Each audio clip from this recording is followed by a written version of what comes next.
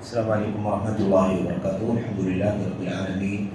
الصلاۃ والسلام علی اشرف الانبیاء والمرسلین نبینا محمد وعلی آلہ واصحابہ اجمعین وبعد. یقول اللہ سبحانہ وتعالی: اعوذ باللہ من الشیطان الرجیم. یا ایھا الذین آمنوا اجتنبوا کثیرا من الظن ان بعض الظن اثم ولا تجسسوا ولا یغتب بعضکم بعضا فیحب احدکم ان یأکل لحم اخیہ میتا فکرہتموہ اتقوا اللہ ان اللہ تواب الرحیم. آیت کریمہ میں اللہ تبارک و تعالیٰ نے چند باتیں جن کا تعلق بد اخلاقی سے ہے، ایسے ہی مذموم خصلتوں سے ہے، تنبیہ فرمائی ہے، اسے منع فرمایا ہے. اور یہ وہ چیزیں ہیں جن سے آپس میں مسلمانوں کے درمیان نفرت، دشمنی، باہمی عداوت اور عناد کی فضا قائم ہوتی ہے. اس وجہ سے اللہ عز و جل نے ان تمام باتوں سے مسلمانوں کو، اسلامی سوسائٹی میں رہنے والوں کو منع فرمایا ہے، اور اس کی خطرناکی، اس کی قباحت اور اس کے برے انجام سے اللہ تبارک و تعالیٰ نے آگاہ فرمایا. اخیر میں اللہ تبارک و تعالیٰ نے جو بات بیان فرمائی: وَلَا يَغْتَبْ بَعْضُكُمْ بَعْضًا، تم میں سے کوئی کسی کی غیبت نہ کرے. اور پھر اللہ تبارک و تعالیٰ نے وہ کتنی گندی چیز ہے، کتنی بری چیز ہے، اس سلسلے میں لوگوں کو تنبیہ فرمائی اور اسے مثال دے کر کے سمجھایا. اللہ کے نبی صلی اللہ علیہ وسلم کی احادیث میں بڑی صراحت کے ساتھ غیبت کی مذمت اور اس کی برائی وغیرہ بیان کی گئی ہے، اس کا انجام بد بھی بیان کیا گیا ہے. مثال کے طور پر اللہ کے نبی علیہ الصلوۃ والسلام فرماتے ہیں: یا معشر من آمن بلسانه ولم يدخل الایمان قلبه او جوفه لا تغتابوا المسلمین ولا تتبعوا عوراتهم فإنه من يتتبع عورات المسلمین تتبع الله عورته ومن يتتبع الله عورته يفضحه ولو في جوف بيته اور كما قال النبی صلی اللہ علیہ وسلم. اللہ کے نبی نے فرمایا: اے وہ لوگوں جنہوں نے اپنی زبانوں سے ایمان قبول کیا ہے، اپنی زبانوں سے ایمان کا اعتراف کیا ہے، اور صحیح معنوں میں ایمان ان کے دلوں میں یا ان کے اندر داخل نہیں ہوا ہے. لا تغتابوا المسلمین، مسلمانوں کی غیبت نہ کرو. ولا تتبعوا عوراتهم، اور ان کی راز کی چیزوں، ان کی حیا کی چیزوں، ان کی پوشیدہ چیزوں کی ٹوک میں نہ پڑو، اس کی تلاش میں نہ جاؤ، کھوٹ پورے نہ کرو کہ اندر کی باتیں، راز کی باتیں جو پوشیدہ ہیں اسے جاننے کی کوشش کرو. ایسا نہ کرو، کیونکہ جو ایسا کرتا ہے، کسی مسلمان بھائی کی کوئی راز کی چیز جاننے کی کوشش کرتا ہے، کسی معاملے کی تہ تک، گہرائی تک پہنچنے کے لیے کھوٹ پورے کرتا ہے، اللہ تبارک و تعالیٰ اس کے پیچھے پڑ کر کے اس کے رازوں کو فاش کر دیتا ہے. اور جب اللہ تبارک و تعالیٰ کسی بندے کے پیچھے پڑ جائے تو اسے رسوا کر دیتا ہے، اسے بے عزت کر دیتا ہے، اسے فضیحت سے دوچار کر دیتا ہے، چاہے وہ اپنے گھر میں چھپ کر کے بیٹھا ہوا ہو، اپنے بیڈ روم میں چھپ کر کے بیٹھا ہوا ہو، فی جوف بیتہ، چاہے وہ اپنے گھر کے اندر حصے میں بیٹھا ہو، تب بھی اللہ تبارک و تعالیٰ اسے رسوا کر دیتا ہے. تو اس لیے ایسا نہ کرو. اور اللہ کے نبی علیہ السلام نے فرمایا: جس کا ایمان زبانی ہے، اس کے دل کے اندر یا اس کی گہرائی میں داخل نہیں ہوا ہے، ایسے لوگوں مسلمانوں کی غیبت نہ کرو. اس کا مطلب یہ ہے کہ غیبت کرنا یا غیبت کی خصلت کا پایا جانا کسی کے اندر بھی اصل میں اس کی ایمان کی کمزوری، اس کی ایمان کا خلل ہے، ایمان کا نقص ہے، یا یوں کہیے کہ ایمان کی جو حلاوت اور چاشنی، اس کی مٹھاس، اس کی گہرائی جو دلوں کے اندر پیوست ہونی چاہیے وہ نہیں ہوئی ہے، اس لیے آدمی غیبت کرتا ہے. امام بخاری رحمۃ اللہ علیہ فرماتے ہیں: ما مغتبت احدا منذ علمت ان الغیبۃ حرام، جب سے مجھے پتہ چلا ہے کہ غیبت حرام ہے، میں نے اپنی پوری عمر میں کبھی کسی کی غیبت نہیں کی. تو ایمان اگر ہو ہم سب کے اندر تو واقعی ہم بھی اس کی پابندی کر پائیں گے، لیکن ہمارے اندر چونکہ ایمان کی کمزوری ہے، ایمان کو بہت زیادہ رسوخ کی ضرورت ہے، ایمان کو بہت زیادہ مضبوط کرنے کی اس کے اندر پختگی اور صلابت لانے کی ضرورت ہے تاکہ ہم ایمان کے ان تقاضوں پر عمل کرنے والے صحیح معنوں میں بن سکیں۔ بہرحال غیبت کے حرمت کے سلسلے میں کوئی کلام نہیں ہے کہ غیبت گناہ کبیرہ ہے، اور اللہ کے نبی علیہ السلام کی اللہ کی کلام کی آیات کے ساتھ ساتھ اللہ کے نبی علیہ السلام کی متعدد احادیث میں اس کا تذکرہ آیا ہوا ہے، اور آپ علیہ السلام نے اس کی مذمت کو کھول کھول کر کے بیان کیا ہے۔ بات یہ آئی تھی کہ پیٹھ پیچھے کسی کی برائی کرنا، کسی کے اندر عیب لگانا، یہ غیبت ہے اور یہ حرام ہے، لیکن اس حرمت کے ساتھ دلائل ہی کی روشنی میں، نبی کریم صلی اللہ علیہ وسلم کی احادیث کی روشنی میں، سلف امت کی سیرت کی روشنی میں، ایسے امت کے اعلام کی تحریروں کی روشنی میں، ان کے مواقف کی روشنی میں چند باتیں یا چند چیزیں ایسی ہیں جو اسلامی مصلحت یا دینی مصلحت کی بنیاد پر غیبت کی شکل ہی ہے، لیکن وہ جائز ہے، اس کی گنجائش ہے، اور ضروری ہے کہ یہ چیزیں جسے دلائل کی روشنی میں امت کے علماء نے جب اکٹھا کیا تو اس کی تعداد تقریباً 6 بنی۔ تو 6 چیزیں ایسی ہیں جو دینی مصلحت کی بنیاد پر، جبکہ وہ پیٹھ پیچھے ہی ہے، اپنے مسلمان بھائی کی ہی برائی کرنا ہے۔ غیبت کی ڈیفینیشن میں اس کی تعریف میں وہ چیز آتی ہے، لیکن چونکہ اس کے پیچھے مصلحت ہے شریعت کی، مصلحت ہے دین کی، مصلحت ہے عقیدے کی، مصلحت ہے حلال و حرام کی، مصلحت ہے اسلام کی، اس بنیاد پر یہ 6 چیزیں غیبت ہونے کے باوجود بھی، یعنی مذمت پیٹھ پیچھے مذمت ہونے کے باوجود بھی جائز ہیں، یا تو ایسے ہم کہہ لیں یا وہ غیبت میں شمار نہیں کی جاتی ہیں، جبکہ وہ پیٹھ پیچھے برائی ہی کا حصہ ہے۔ اور یہ چیزیں دلائل سے ہی ثابت ہے، قرآن کریم کی آیات سے، نبی کریم صلی اللہ علیہ وسلم کی حدیث سے ثابت ہے۔ ان 6 چیزوں کو امام نووی رحمۃ اللہ علیہ نے اپنی کتاب الاذکار کے اندر نقل فرمایا ہے تفصیل کے ساتھ۔ اچھا، ان کے بعد حافظ ابن حجر رحمۃ اللہ علیہ کے شاگرد ہیں جن کا نام محمد بن اوجان کمال الدین احمد بن شریف غالباً بیان کیا جاتا ہے۔ یہ تقریباً 9ویں صدی مکمل ہونے کے بعد 906 میں ان کی وفات ہوئی، 10ویں صدی ہجری کی شروع میں ان کی وفات ہوئی۔ انہوں نے ان 6 چیزوں کو جو عیب ہے، قدح اور برائی ہے، اور وہ غیبت کی شکل میں بھی ظاہر ہوتی ہیں یہ چیزیں، لیکن جو کہ غیبت شمار نہیں کیا جاتا یا اس کے جواز کی گنجائش ہے، اسے اپنے 2 شعروں میں اکٹھا کر دیا ہے۔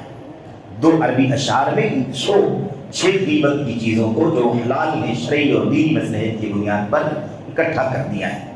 تو ایک علامہ محمد بن اوجان جو امام ابن حجر رحمۃ اللہ علیہ کی شاگرد ہیں، ان کے حوالے سے ہی شعر نقل کیا جاتا ہے۔ وہ بیان کرتے ہیں القدح لیس بغیبۃ فی ستۃ، قدح یعنی برائی کرنا، عیب جوئی کرنا، کسی کے بارے میں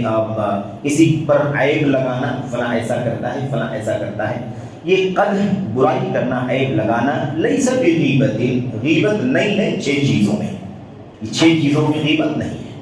نمبر 1 متظلم و معرف و محذر۔ نمبر 1 ہے متظلم، اور ان کی دلیلیں آپ کے سامنے آئیں گی۔ ایک ہے ظلم کی شکایت کرنے والا، کوئی کسی پر ظلم کر رہا ہو، اسے مار رہا ہو، اسے ستا رہا ہو، اس کا حق چھین رہا ہو، تو وہ کسی اپنے حاکم کے پاس یا ولی امر کی طرف سے جو مامور ہے اس کے پاس، یا اپنے بڑے کے پاس، یا کسی ایسے کے پاس جو اس کی ظلم کی شکایت کو سنے اور اس کی مدد کر سکے، ایسے کے پاس جا کر کے اس کی شکایت کرے گی، فلاں ایسا کر رہا ہے، فلاں میرے ساتھ یہ سلوک کر رہا ہے۔ تو نمبر 1 ظلم کی شکایت کرنے کے لیے آپ دیکھیں، ظاہر ہے کہ ظلم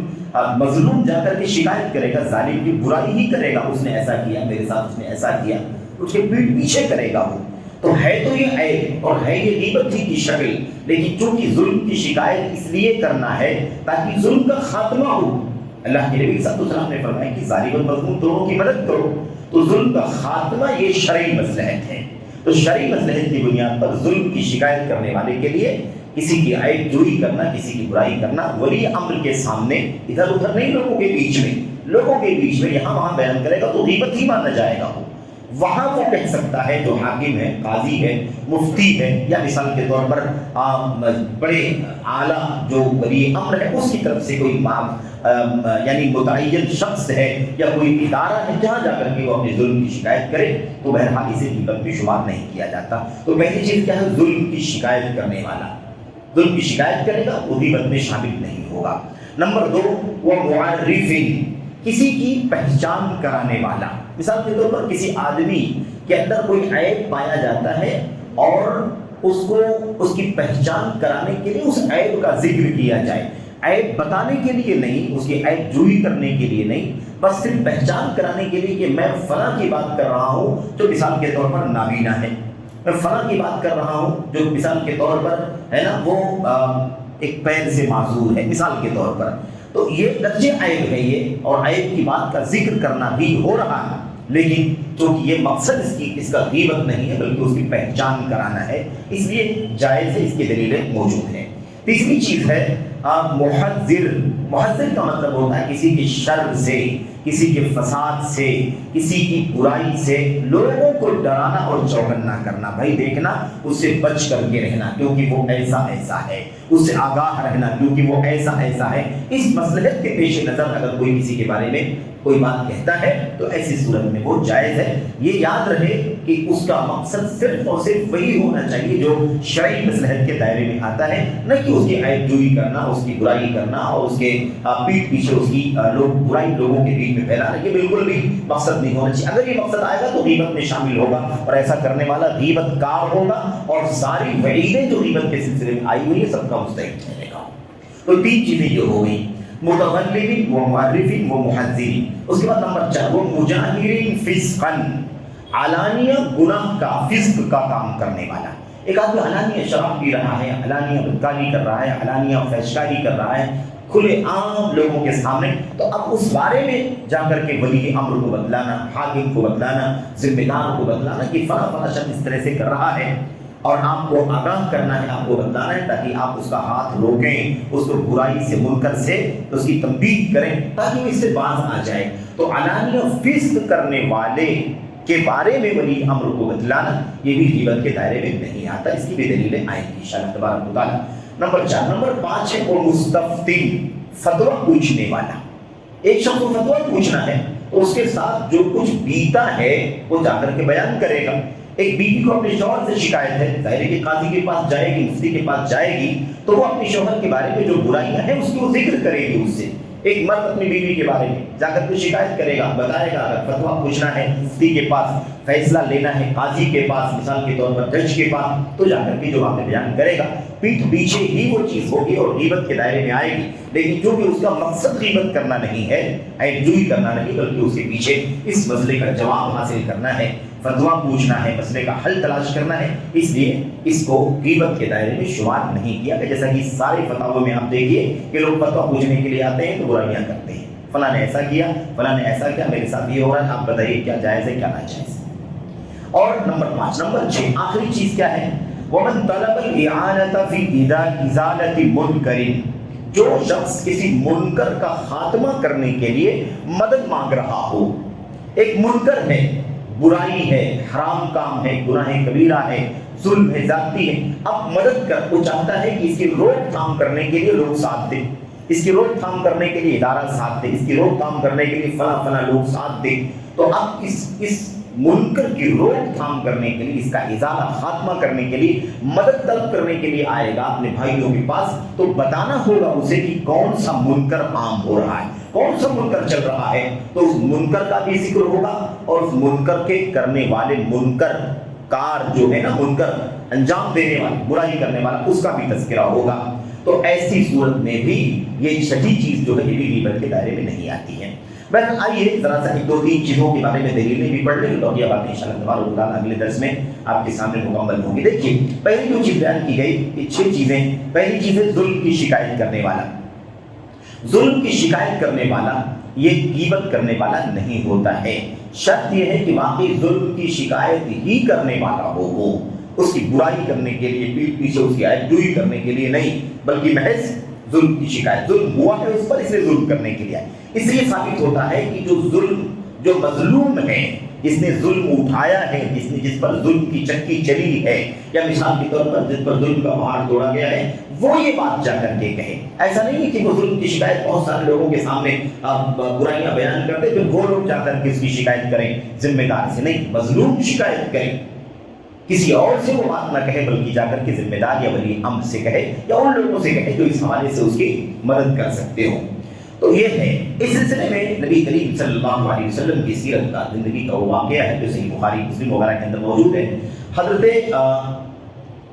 رسول کریم صلی اللہ علیہ وسلم کے پاس ایک قضیہ آیا، یعنی مقدمہ اللہ کے نبی صلی اللہ علیہ وسلم کی خدمت میں آیا، عبداللہ بن زبیر رضی اللہ تعالیٰ عنہ کا۔ اور آپ جانتے ہیں کہ آپ صلی اللہ علیہ وسلم کی پھوپھی ذات بھائی ہیں عبداللہ بن زبیر۔ عبداللہ بن زبیر کا ایک انصاری صحابی ہی سے اختلاف ہو گیا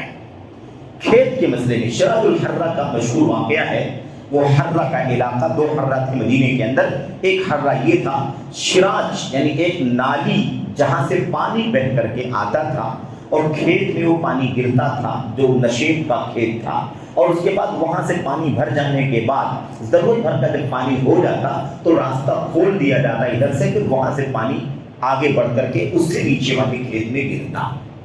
یہ صورتحال ہوتی تھی۔ اب وہ اس نالی کے پانی اور کھیت میں گرنے اور اس کے بعد اگلا والا کھیت جو انصاری کا ہے اس کے یہاں پانی جائے، اس مسئلے میں عبداللہ بن زبیر سے اور انصاری سے اختلاف ہو گیا۔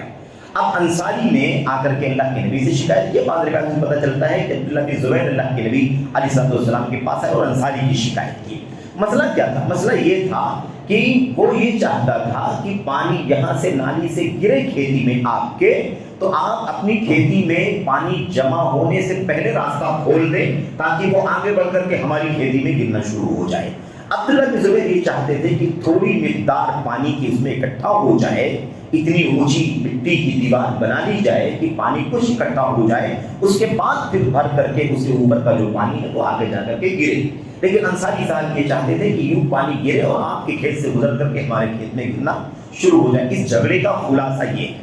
اب اس مسئلے میں عبداللہ بن زبیر نے کہا کہ اتنا پانی اکٹھا ہو جانے دو تھوڑا، اس کے بعد پانی آگے تو جو بھی ہے وہ آپ کے ہی کھیت میں گرنے والا ہے۔ اس طرح سے بہرحال اختلاف ہو گیا۔ قضیہ اللہ کے نبی صلی اللہ علیہ وسلم کے پاس پہنچا۔ انصاری نے پہلے پہنچ کر کے عبداللہ بن زبیر کی شکایت کی اور یہ سمجھا کہ عبداللہ بن زبیر مجھ پر ظلم کر رہے ہیں۔ یا عبداللہ بن زبیر رضی اللہ تعالیٰ عنہ نے آ کر کے شکایت کی اور انہوں نے یہ آ کر کے کہا کہ انصاری صحابی رضی اللہ تعالیٰ عنہ وہ مجھ پر ظلم کر رہے ہیں۔ اس لیے اللہ کے نبی صلی اللہ علیہ وسلم نے ایک کے آ جانے کے بعد دوسرے کو بلوایا۔ عبداللہ بن زبیر آئے تھے، انصاری کو بلوایا، یا انصاری آئے تھے، عبداللہ بن زبیر کو بلوایا، اور اس کے بعد آپ صلی اللہ علیہ وسلم نے مسئلے کو پوچھا کیا مسئلہ ہے، معاملہ بتایا گیا۔ اللہ کے نبی صلی اللہ علیہ وسلم نے فرمایا ٹھیک ہے، تھوڑی سی مقدار پانی کی تمہارے کھیت میں اکٹھا ہو جائے، ہے نا، اس کے بعد تم جو ہے آگے کی طرف پانی چھوڑ دو تاکہ انصاری کے کھیت میں بھی چلا جائے۔ تو جب یہ فیصلہ اللہ کے نبی صلی اللہ علیہ وسلم نے کیا تو وہ انصاری صحابی تھے، ہم نے عرض کیا اس سے پہلے بھی کہ دیکھیے انسان ہے، بشر ہے، تو اس غلطی کا ہونا، چوک کا ہونا، ایسے ہی خطاؤں کا سرزد ہو جانا لفظوں کا عام سی بات ہے۔ انصاری صحابی نے جب دیکھا کہ اللہ کے نبی نے فرمایا عبداللہ بن زبیر سے کہ اتنا پانی اکٹھا ہو جانے کے بعد چھوڑ دو آگے پانی پہنچ جائے، تو انصاری صحابی نے کہا ان کان ابن عمتی کا یا رسول اللہ، اللہ کے لیے یہ فیصلہ آپ اس لیے کر رہے ہیں کیونکہ یہ آپ کا پھوپھی ذات بھائی، آپ کے پھوپھی ذات بھائی ہونے کی وجہ سے یہ فیصلہ آپ کر رہے ہیں، ورنہ ہونا یہ چاہیے تھا کہ آپ یہ کہتے کہ پانی وہاں سے ان کے کھیت میں گرے، اس کے بعد وہ چھوڑ دیں ہمارے کھیت میں گرے۔ تو اللہ کے نبی صلی اللہ علیہ وسلم نے سب ناراضگی کا اظہار فرمایا، اور صحابہ کرام کہتے ہیں اس واقعے کے سلسلے میں کہ یہی وہ واقعہ پیش آیا تھا کہ اس پر فلا وربک لا یؤمنون حتى يحكموك فيما شجر بينهم ثم لا يجدوا في انفسهم حرجا مما قضيت ويسلموا تسلیما۔ یہ آیت کریمہ اسی واقعے پر اتری ہے، جیسا کہ بعض مفسرین نے اور بعض صحابہ نے یہ بات کہی۔ تو خلاصہ کلام یہ ہے کہ دیکھیے اب انصاری نے جا کر کے عبداللہ بن زبیر کے بارے میں جو ہوئی تھی برائیاں بیان کیا، یا عبداللہ بن زبیر نے انصاری کے بارے میں جا کر کے کہا، یہ ہے ظلم کی شکایت لے کر کے جانا۔ تو ظالم نے ظلم کیا، مظلوم نے جا کر کے شکایت کی نبی کریم صلی اللہ علیہ وسلم کی خدمت میں۔ آپ مسلمانوں کے ولی تھے، ذمہ دار تھے، آپ سب کے مقتدی تھے، آپ سے پاس جا کر کے یہ شکایت کی گئی۔ آپ علیہ السلام نے یہ نہیں فرمایا کہ تم پیٹھ پیچھے فلاں کی برائی کر رہے ہو، انصاری سے نہیں کہا کہ تم عبداللہ بن زبیر کی برائی کر رہے ہو، غیبت کر رہے ہو، اور عبداللہ بن زبیر سے نہیں کہا کہ تم انصاری ساتھی اپنے ساتھی صحابی کا تم غیبت کر رہے ہو، ایسا کرنا جائز نہیں۔ اسے کہاں ثابت ہوا؟ اسے ثابت ہوا کہ ظلم کی شکایت کرنے کے لیے وہ ان کے خلاف آئے تھے یا ان کے خلاف آئے تھے، کوئی کسی کے خلاف محض غیبت نہیں کر رہا تھا، اس کی برائی بیان کرنے کے لیے، اس کی برائی عام کرنے کے لیے بات نہیں کہی جا رہی تھی، بلکہ یہ ظلم تھا، اس کی شکایت کرنے کے لیے وہ ایک دوسرے کے خلاف آئے تھے۔ ہاں وہ آئے تھے انصاری کے خلاف یا انصاری صحابی آئے تھے عبداللہ بن زبیر کے خلاف۔ یہ دلیل ہے ظلم کرنے کے خلاف۔ ظالم اگر ظلم کرتا ہے، مظلوم شکایت کرنے کے لیے آئے تو غیبت نہیں کہا جائے گا۔ دوسری چیز ہے معرف، یعنی پہچان کرانے کے لیے۔ ہم جانتے ہیں نا، کوئی کسی عیب والے، کوئی شخص کسی عیب سے دوچار ہوتا ہے، معذور ہوتا ہے، اللہ تعالیٰ ہم سب کو ہر قسم کے ظاہری باطنی عیب سے ہم سب کی حفاظت فرمائے، آمین رب العالمین۔ حضرت عبداللہ بن مکتوم رضی اللہ تعالیٰ عنہ مشہور صحابی ہیں، نابینا صحابی ہیں، سب لوگ جانتے ہیں۔ قرآن کریم میں اللہ نے فرمایا ان جاءہ الاعمى عبس وتولى ان جاءہ الاعمى، ان جاءہ الاعمى، آپ کے پاس نابینا آیا۔ ایسے ہی حدیث رسول کے اندر جب حضرت عبداللہ بن مکتوم رضی اللہ تعالیٰ عنہ آئے اللہ کے نبی کے پاس اور نماز با جماعت کے حوالے سے آپ سے اجازت مانگنے لگے کہ میں نابینا ہوں، میرے گھر اور مسجد کے راستے میں فاصلہ بھی ہے، کیچڑ بھی ہے، اور جنگلات بھی ہیں، اور موذی جانوروں کا خطرہ بھی ہے، اور میرے ساتھ کوئی ہے نہیں جو میری رہنمائی کرے، ہاتھ پکڑ کر کے مسجد تک لے کر آ سکے، تو میں اس ساری پریشانیوں میں ہوں، میں آپ سے اجازت مانگنے کے لیے آیا ہوں کہ کیا میں گھر کے اندر نماز پڑھ سکتا ہوں۔ یہ واقعہ جب پیش آیا تھا اس حوالے سے حضرت ابو ہریرہ رضی اللہ تعالیٰ عنہ اور ایسے ہی حضرت انس بن مالک رضی اللہ تعالیٰ عنہ غالباً بیان کرتے ہیں، نبی کریم صلی اللہ علیہ وسلم سے حدیث روایت کرتے ہوئے کہ جاء الاعمى الى رسول اللہ صلی اللہ علیہ وسلم، نابینا شخص نبی کریم صلی اللہ علیہ وسلم کے پاس آیا۔ دوسری روایت میں ہے کہ جاء ابن ام مکتوم رضی اللہ تعالیٰ عنہ الى رسول اللہ وهو رجل اعمى، عبداللہ بن مکتوم رضی اللہ تعالیٰ عنہ اللہ کے نبی کے پاس آئے جو نابینا ہیں۔ عبداللہ بن ام مکتوم کی بات ہو رہی ہے، اس شخص کی بات ہو رہی ہے، اس کی پہچان کرانے کے لیے کیا فرمایا؟ وہ نابینا آدمی ہے۔ یا پہلی روایت میں کہا رجل اعمى، وہ نابینا آدمی، نابینا صحابی نبی کریم صلی اللہ علیہ وسلم کی خدمت میں آئے اور اسی طرح کے سوالات کیے تو اللہ کے نبی صلی اللہ علیہ وسلم نے جواب دیا۔ تو یہ جو طریقہ ہے نا، اس کو ہم غیبت نہیں کہیں گے، جبکہ وہی چیز اگر پیٹھ پیچھے کوئی کہے کہ فلاں تو نابینا ہے، فلاں تو مثال کے طور پر کانا ہے، فلاں تو لنگڑا ہے، فلاں تو معذور، تو غیبت ہوگی اور حرام ہوگا ایسا کہنا بتانا، کیونکہ پھر اس کی برائی عام کی جا رہی۔ یہاں برائی مقصد نہیں ہے، پہچان کرانا ہے کہ کس نابینا کی بات ہو رہی ہے یا کس عبداللہ بن مکتوم کی بات ہو رہی ہے، تو یہ تعریف ہے، پہچان۔ اسی حکم میں وہ محدثین کا رویہ بھی داخل ہوتا ہے جو محدثین نے راویوں کے بارے میں کہا ہے، راویوں کے بارے میں کہا ہے فلاں راوی عبداللہ نام ہے، محمد نام ہے، عیسیٰ نام ہے، اور کوئی نام ہے، اب نہیں پہچان میں آتا کہ عبداللہ کون ہے یا عیسیٰ کون ہے یا محمد کون ہے یا احمد کون ہے، تو بتلانے کے لیے کہ وہ شخص ہے جو نابینا ہے، یہ وہ شخص ہے جو فلاں صفت والا ہے، یہ وہ شخص ہے جو فلاں صفت والا ہے، تو ایسی صورت میں اس کو غیبت نہیں کہا جائے گا، بلکہ یہ جائز دائرے میں آئے گا۔ ایسی تیسری چیز جو غیبت کے دائرے میں نہیں آتی وہ ہے محذر، یعنی لوگوں کو آگاہ کرنا، لوگوں کو ڈرانا، تاکہ لوگ اس سے آگاہ ہو جائیں، چوکنا ہو جائیں۔ اس حوالے سے علماء نے بہت ساری مثالیں دی اور بہت ساری دلیلیں ہیں۔ صحیح بخاری مسلم وغیرہ کی وہ روایت یہاں پر خاص طور پر دلیل ہے، واضح طور پر، جو حضرت فاطمہ بنت اسد رضی حضرت فاطمہ بنت فاطمہ کیا نام ہو ان کے والد کا، وہ اللہ کے نبی علیہ السلام کی خدمت میں آئی اور آ کر کے کہنے لگی اللہ کے نبی مجھے دو لوگوں کی طرف سے پیغام آیا ہے، ان ابا جہل و معاویہ بن ابی سفیان خطبانی، مجھے دو لوگوں نے پیغام نکاح دیا ہے، ایک تو معاویہ بن ابو سفیان ہے جن کا پیغام نکاح آیا ہے، اور دوسرے ابو جہم ہیں جن کا پیغام نکاح آیا ہے۔ میں آپ سے مشورہ لینے کے لیے آئی ہوں کہ ان دونوں میں سے میں کس کو نکاح کے لیے مثال کے طور پر میں رضامندی کا اظہار کروں۔ تو اللہ کے نبی علیہ السلام نے ان دونوں کا نام سنا تو آپ نے ان دونوں کے اندر جو عیب تھا اس سے حضرت فاطمہ کو آگاہ کیا، صحابیہ کو आगाह किया। आप अलैहिस्सलाम ने फरमाया कि देखो ये जो दोनों आए हैं आपके पास निकाह का पैगाम लेकर के, एक बात जहां तक रही बात मुआविया की, तो मुआविया सुलूकुल ला माल लहू, मुआविया एक गरीब फकीर आदमी है, कल्लाश, कुछ नहीं है उनके पास, एकदम फकीर आदमी, कुछ भी नहीं है उनके पास, ला माल लहू, उनके पास कोई माल नहीं है, एक बात। दूसरी चीज अबू जहल की जहां तक बात है, तो अबू जहल ला यदउ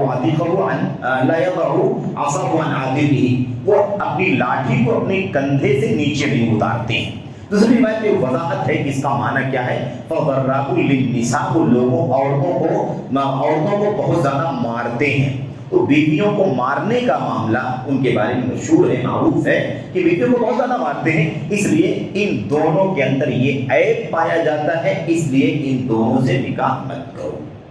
वलाकिन कही उसामा, बल्कि इन दोनों को छोड़ करके तुम उसामा से निकाह कर लो। आप सल्लल्लाहु अलैहि वसल्लम ने इन दोनों की बुराई से उस सहाबिया को आगाह किया। क्या नबी करीम सल्लल्लाहु अलैहि वसल्लम के बारे में कोई कह सकता है कि गीबत थी जो अल्लाह के नबी कर रहे थे?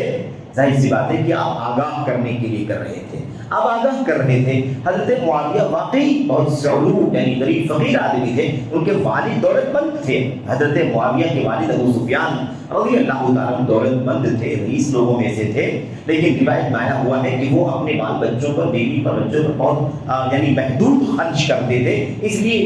ये जो थे वो कल्लाश और गरीब थे, मोहताज थे, मफलूकुल हाल थे। तो आपने फरमाया देखो इनके पास कुछ नहीं है और ये मारते बहुत ज्यादा है बीवियों को, इसलिए इन दोनों से निकाह मत करो, तुम उसामा से निकाह करो। तो ये रिवायत उन दलीलों में से एक दलील है। इससे मालूम पड़ता है कि किसी की बुराई से, किसी के ऐब से लोगों को आगाह करने के लिए, जिससे उसका मसला मुताल्लिक हो, जाहिर सी बात है कि बीवी और शौहर का मसला है, ज़ौजैन का मसला है, अगर नहीं आगाह किया जाएगा और निकाह हो जाएगा तो कल इन सारी मुश्किलात परेशानियों से उस बीवी को, उस औरत को गुजरना पड़ेगा। इसी से उन्होंने इस्तेदलाल किया है कि अगर कोई निकाह वगैरह के मसले में, रिश्ते वगैरह के सिलसिले में किसी से मशवरा ले, तो उसे चाहिए कि अल्लाह वास्ते इसी जज्बे खैर के साथ, इसी जज्बे खैर के साथ सच्चाई की बुनियाद पर तन्हाई में उसको आगाह कर दे कि भाई ठीक है, ये मसला उसके यहाँ पाया जाता है। अच्छा, अब उसकी भी जिम्मेदारी है कि वो लोगों को ना बताए कि फलां ने आपके बारे में, फलां ने फलां के बारे में बताया है कि वो आदमी ऐसा ऐसा है, क्योंकि मामला यहीं तक है। अगर वो ये बात फैलाएगा तो दोनों की कीमत करने वाला करार पाएगा, जिसने बताया है और जिसके बारे में बताया गया, दोनों की कीमत करें। इसलिए ये इस्लामी समाज को मजबूत बुनियादों पर कायम करने के लिए वो उसूल है जो कुरान करीम में अल्लाह तबारक व तआला ने हमें दिए हैं, नबी करीम सल्लल्लाहु अलैहि वसल्लम ने हमें दिए हैं। अच्छा, इसी के दायरे में वो भी बातें आती हैं जो मुहद्दिसीन ने रावियों पर जर्ह की है, फला रावी फासिक है, फला रावी बिदती है, फला रावी का हाफिजा खराब है, खबरदार इसकी रिवायत को नहीं लेना, ये बिदती है, फला खबरदार इसकी रिवायत को नहीं लेना क्योंकि ये फासिक है, ये शिया है, ये राफिजी है और ये आले बैत रसूल का दुश्मन है, या आले मुआविया, आले बनी उमैया का दुश्मन है। इस तरह से जो मुहद्दिसीन ने आगाह किया है कि कोई गीबत नहीं है, ये गीबत नहीं है बल्कि दीन है, सरापा दीन है। कहीं कहीं ये चीज जायज ही नहीं बल्कि वाजिब के दर्जे तक पहुंच जाती है। इसलिए हज़रात मुहद्दिसीन के बारे में आता है कि वो कभी कभी अपने साथियों को उभारते, ललकारते और कहते तालू नक़्तब साअतन, आओ जरा बैठ करके थोड़ी देर गीबत कर लें, आओ जरा थोड़ी देर बैठ करके गीबत कर ले। यानी क्या मतलब? वो कहते हैं आओ थोड़ी देर बैठ करके जरा रावियों के बारे में, जो झूठे झूठे रावी हैं, फासिक रावी हैं, बदअकीदा रावी हैं, या जिनके हाफिज़े खराब हैं, जिनकी वजह से नबी करीम सल्लल्लाहु अलैहि वसल्लम की हदीसें मजरूह हो रही हैं या आपके खिलाफ गलत बातें फैल रही हैं, पनप रही है, जरा उनसे आगाह करने के लिए उनकी बुराइयां लोगों को बतला दें ताकि लोग उससे चौकन्ना हो जाएं। और इसी बात के बाद मुहद्दिसीन कहते थे तालौ नुमिन साअतन, आओ थोड़ी देर ईमान ले आए, आओ थोड़ी देर ईमान ले आए। यानी इस गीबत करने को जो दीन और शरीयत की मसलहत के मुताबिक रावियों पर जब्त करने की बात है, इसको ईमान कहा करते थे, और थोड़ी देर ईमान ले आए। तो बहरहाल कहने का मतलब क्या है कि ये उन 6 चीज़ों में से 3 चीज़ें जिनका तज़किरा आपके सामने हुआ कि ये پیٹھ پیچھے برائی ہونے کے باوجود بھی غیبت کے دائرے میں نہیں آتے. اسی طرح جیسے یہ مطلوب ہے، اگر اسی طرح سے کوئی آدمی کرتا ہے تو یہ دین اور شریعت کی مصلحت ہے. اور اگر کہیں اس کے علاوہ کوئی جذبہ میرے آپ کے دل میں چھپا ہوا ہے کسی کی برائی کرنے میں، تو بہرحال وہ غیبت ہے، گناہ کبیرہ ہے، اور اس کی سزا یہ ہے جو اللہ تبارک و تعالیٰ نے بیان فرمائی ہے. اللہ سے دعا کرتے ہیں کہ اللہ تبارک و تعالیٰ ہمیں شریعت کے اصولوں کو سمجھنے کی توفیق عطا فرمائے. آمین رب العالمین. صلی اللہ علیہ وسلم و بارک علی نبینا محمد و علی آلہ وصحبہ اجمعین. السلام علیکم ورحمۃ اللہ.